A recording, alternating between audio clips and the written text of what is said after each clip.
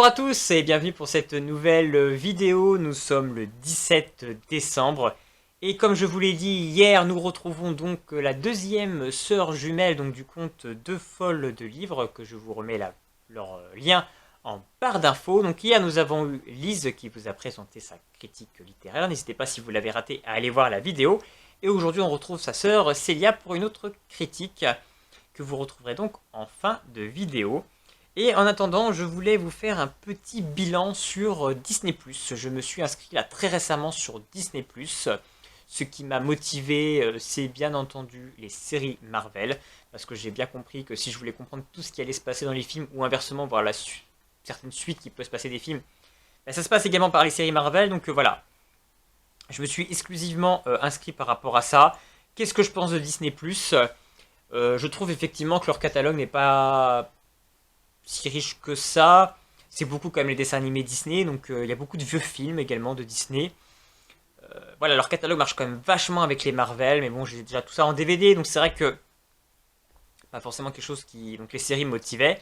L'univers Star Wars, pour le moment, je suis pas sûr que j'ai très envie de voir leur série en fait de Star Wars.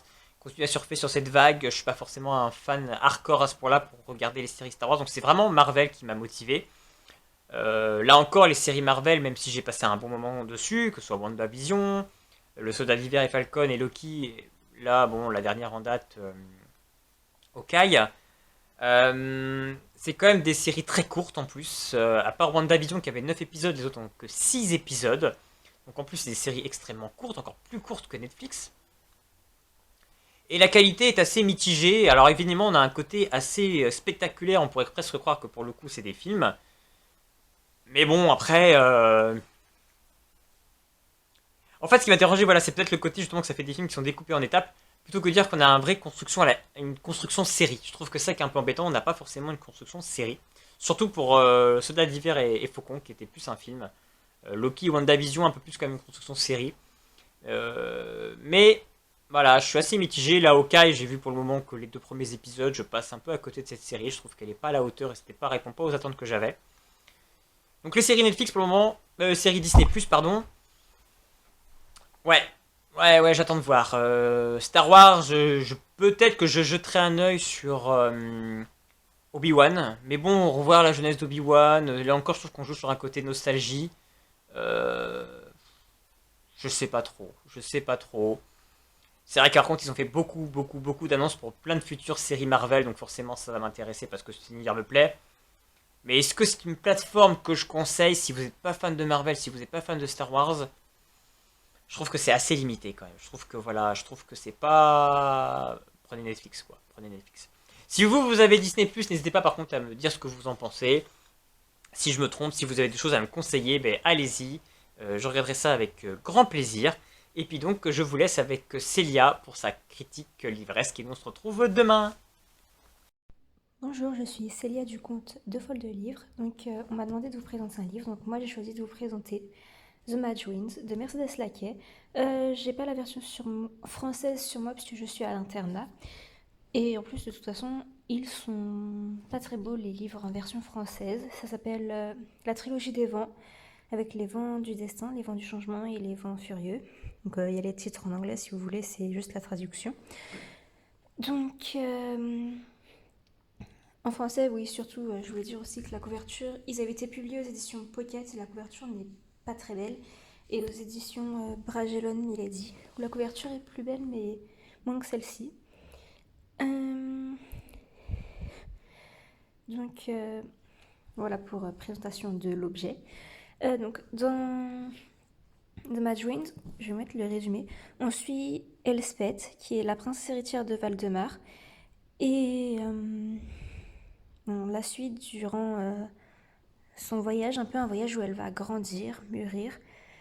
C'est un voyage aussi où elle découvre l'amour. Bon, ça, c'est pas du tout le point le plus important, parce que sinon, j'aurais pas aimé.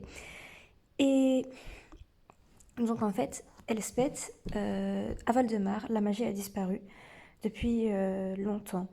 Et la magie a disparu puisque, au temps du dernier héros mage, dont l'histoire est relatée dans la trilogie Le Dernier héros mage de Mercedes Laquet également, qui est aussi publiée en français.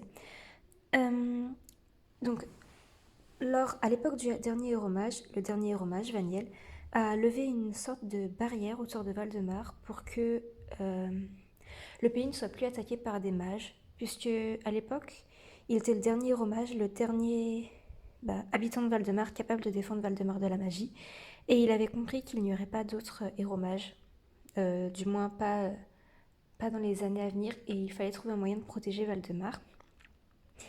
Et bon, à l'époque d'Elspeth, du coup, cette barrière commence à affaiblir, et l'ennemi de Valdemar, du coup, le roi du royaume d'Ardor, pardon pour ma voix, le roi du royaume d'Ardorn, Ankar, il souhaite conquérir Valdemar, et il peut pas vraiment mettre ses plans à exécution à cause de la barrière, mais à Valdemar, il sent qu'il va bientôt réussir à passer la barrière avec ses mages, puisqu'elle perd de sa force.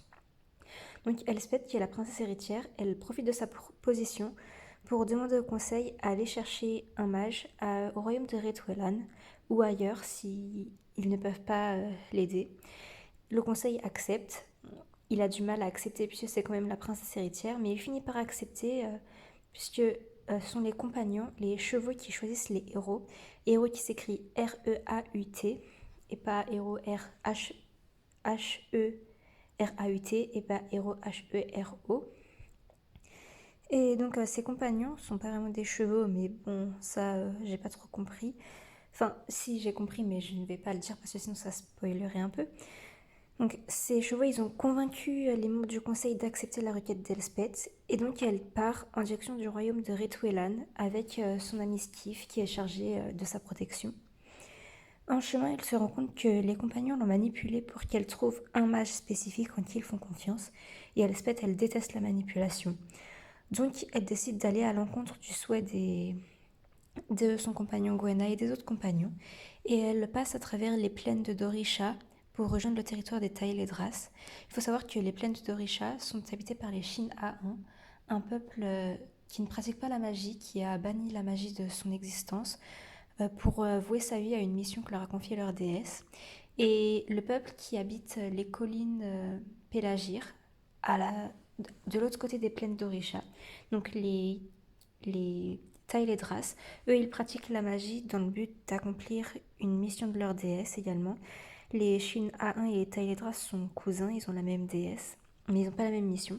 Donc Elspeth se lance à la recherche des Taïledras qu'elle va trouver, et parmi eux, elle va apprendre la magie, elle va affronter des ennemis, elle va se faire des nouveaux amis, enfin, elle va grandir.